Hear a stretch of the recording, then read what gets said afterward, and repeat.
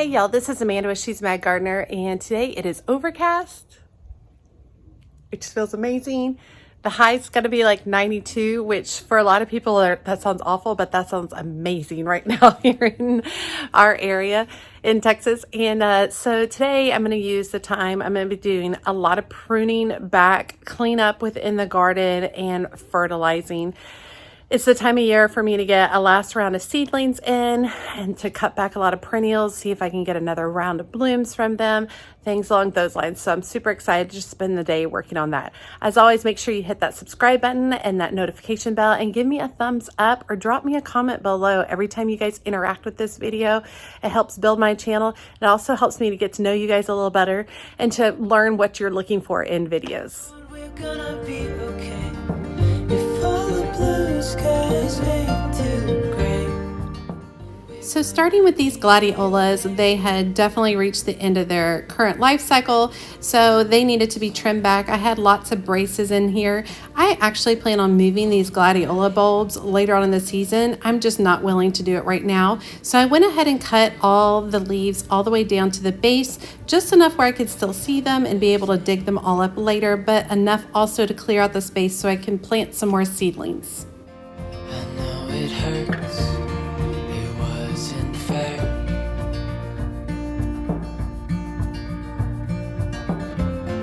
It's over now, so don't despair.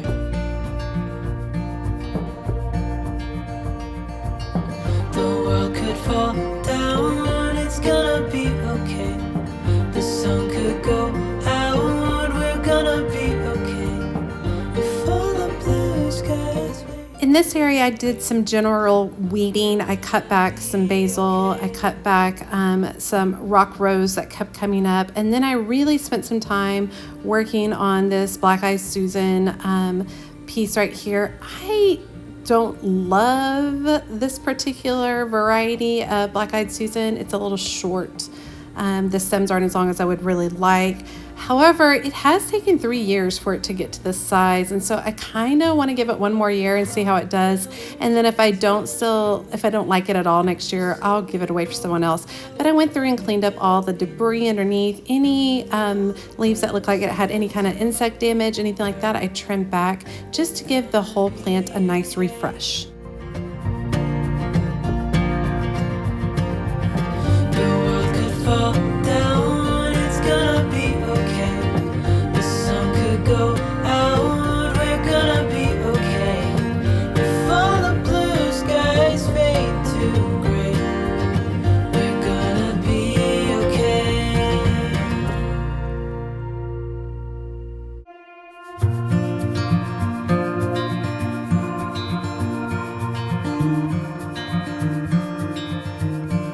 Close your eyes, get some rest. I'm by your side. Lay your head on my chest.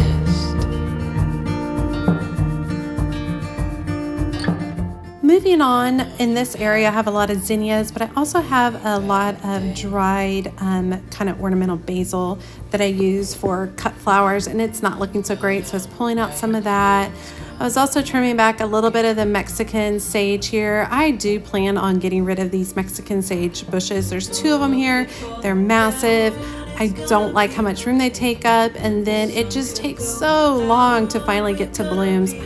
I'm over it. So I'm either gonna be just digging them up and giving them to someone else or moving them somewhere else on the property. I also had some dried Dara or Queen Anne's lace in here, so I ripped those stems out. I had let those go to seed, and so I thought I'd just pull out the dried debris as well.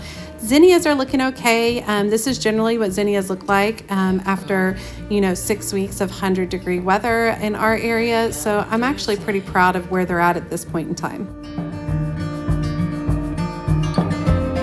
I know it hurts.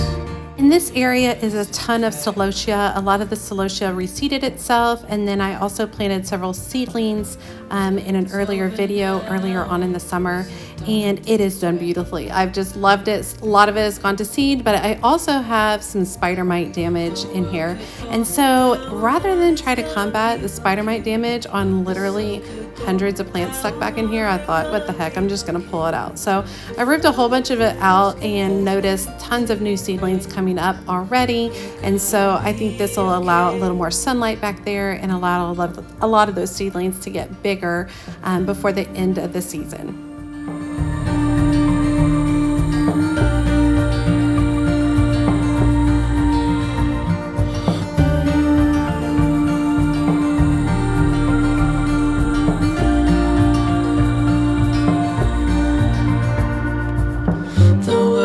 Fall down, it's gonna be okay. The sun could go out, we're gonna be okay. If all the blue skies fade to gray, we're gonna be okay. The world could fall down, it's gonna be okay. The sun could go out, we're gonna be okay.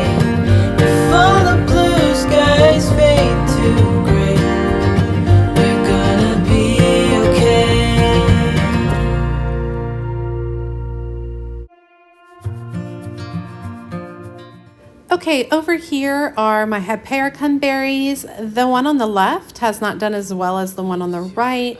I thought, I'm just gonna trim it, see what happens. Apparently these are like very hardy shrubs, and I thought, let's see how hardy they are. So I trimmed this guy back real well. We'll see what ends up happening. And then my lemon cucumbers, while they are going really, really well, as I was cutting back some of the dead leaves, I began to notice some spider mite damage. And then once I moved to the left side of this trellis, I noticed a lot of spider mite damage, like nasty, nasty. So basically at the end of this video, I'm gonna show you guys how I treat for spider mites. Very simple. I just do a soap, a Dawn soap with water mixture in a spray bottle, and I spray it down really, really well. And that works just like a champ for me every time. We're gonna be okay.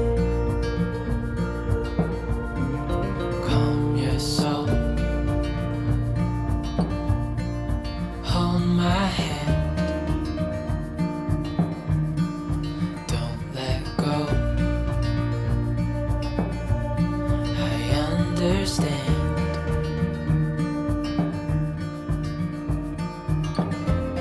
I know it hurts. It wasn't fair.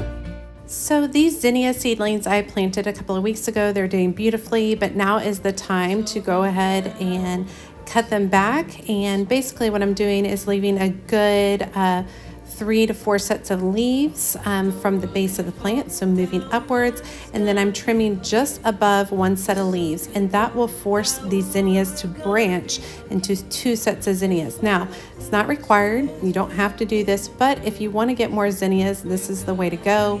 In my area, you could probably still plant zinnias right now. We're second week of September. I'm in zone 8A, and so we will still grow into November. So there's still time if you choose zinnias that are those 60 to 75 day zinnias. So these should still give me quite a few blooms.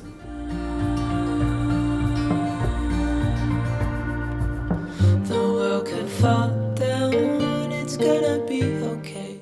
So my dianthus is definitely taking a beating this summer. The heat's been real tough, but I find that dianthus is also real tough. So this is the time of year where I go through and I start threading my fingers, basically run my fingers like a comb through the plant, pull out any dried pieces that look dead or any loose pieces, anything like that. You can clip out the loose pieces, that type of thing. This little kind of length of dianthus is doing pretty good. I'm going to go over to another area of dianthus in a little bit that'll show you that is not doing so great. I also went back and just kind of hand trimmed up to the edge of my garden because I had so much grass growing through these zinnias because they had grown over the edge, and the people who keep my lawn maintenance were not able to trim the grass up to the edge. Therefore, the grass was growing through these dianthus. other side. Lay your head on my chest.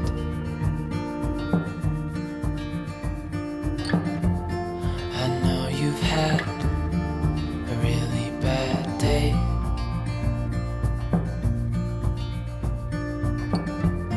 but I'm right here, it's gonna be okay.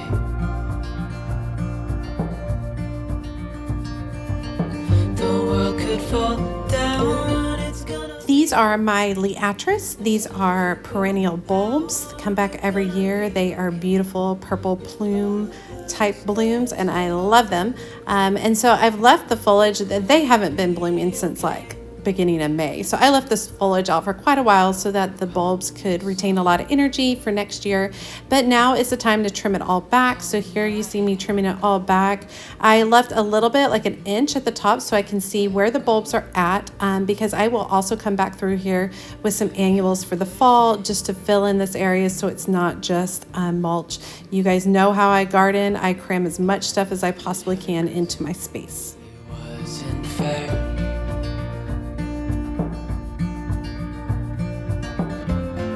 It's over now, so don't despair.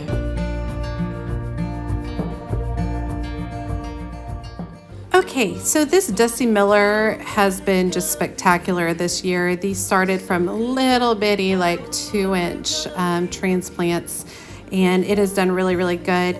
I am trimming off the top portions just to see if I can get this Dusty Miller to branch a little bit and give me a little bit of new fresh growth. Some of the growth right now is a little kind of just old looking, not as fresh looking.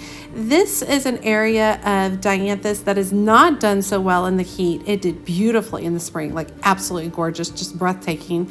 But in this heat, it hasn't gone great. And I ended up losing a lot of plants in this kind of run. So I basically had 2 separate crops of it. So I pulled out this smaller side of it and cleaned that whole area up. And then I trimmed back the Dusty Miller a little bit as well. Basically, I made another space to come in with some fall annuals just for some beautiful color. And I needed to make kind of a run of space. So you can see me trimming the Dusty Miller to create that opening. And I will go back and of course, I will video what I put into this space. We're gonna be okay. If all the blue skies fade to gray, we're gonna be okay.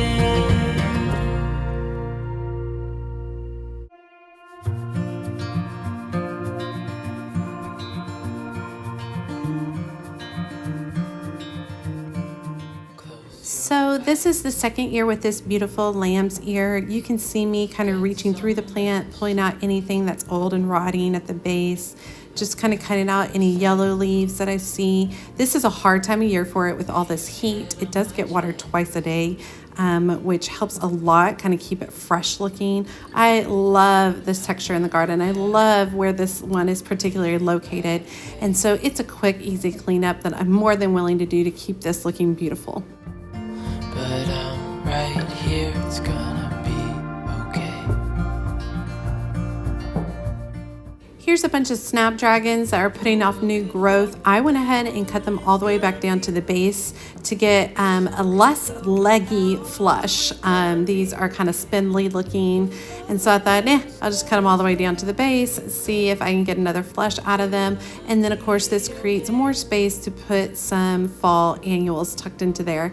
I think I'm gonna rip out those 2 icicle plants as well, but I'm not sure yet. And then if you watch one of my recent videos, these are all the seedlings that I put in, sunflowers, Celosia, and zinnias. And here you can see me topping all of the zinnias to make them branch just like I described before. Make your cut directly above 2 leaves, and that will force your zinnia to branch into 2 different sections and give you double the blooms.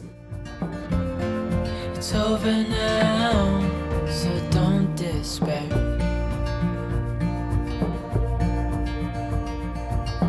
The world could fall down, it's gonna be okay. The sun could go out. This is my yarrow, cottage yarrow. It's vintage violet. I also planted a rose tone color, and I actually have a light pink that I need to get in there as well. But it is spreading beautifully. It has a lot of dead, dry things. It's out of season for its current bloom. And so I like to just use my hands like a comb and just my fingers like a comb and just run it through it and pull out all the old growth.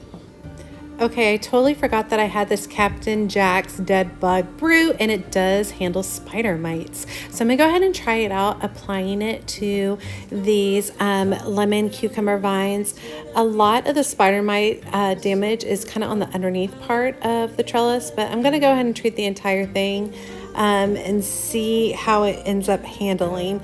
I used a lot. I definitely think that, you know, this is great. If I was going to treat a whole lot of plants in the future, I would definitely get the concentrate as opposed to the pre-mixed bottle. The sun could go out, we're gonna be okay.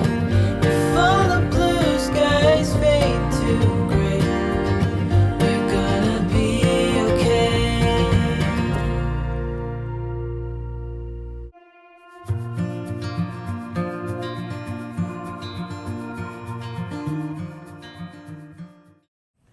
Okay, hope you guys enjoyed this video just of me going back, cutting things back, talking to you guys about why I'm cutting those back and why I'm doing it at this time of the year, and then also show you guys how I am treating the spider mites. So at the beginning of the video, I talked about using the Dawn soap and water, and then I forgot that I had bought some of that Captain Jack's Dead Bug Brew. And so I was like, yeah, let me try that out. We'll see what happens. So I'll let you know. I'll let you know and see what happens. I mean, obviously it's far more expensive than using the Dawn soap, but I don't know, maybe it'll take less applications. Basically what I do is I'll apply an application. I'll check again tomorrow to see how things are going, maybe wait another day or so. I am going to be perfectly honest in that if I don't see an improvement within about a week of this is all getting ripped out, just because it's pretty far infested already, and I just don't want it going everywhere all over the garden. And so I'll rip it out. I'll replace it with something else. I've got some tomatoes I'd love to get in, have them climbing over here, the whole thing. As always, she's a mad gardener or decorator or anything else that she wants to be. Thanks, y'all.